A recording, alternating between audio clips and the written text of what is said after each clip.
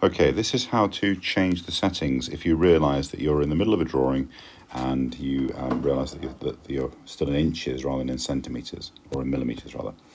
In an iPad, if you go to the three dots on the top right hand corner and click on units, you can see here that my unit length is in inches still, so I need to click on the word inches and change that to millimetres, and then done, and that will change it for me. So I'm now in millimetres. Now the values themselves that are there are obviously converted into millimetres, so we need to just change that to the correct value in, and that, so this is going to be in 70. Now with an iPad, you see there's a little blue square next to it that says IN, that means it's still in inches. You need to change that to millimetres as well.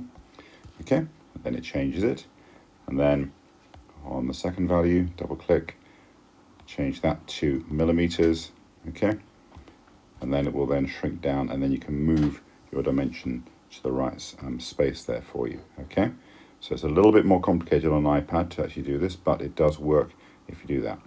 If you find this does drawings that you're actually working on at the moment, if you find that this keeps happening, then you need to have a look at changing the settings overall for all your drawings.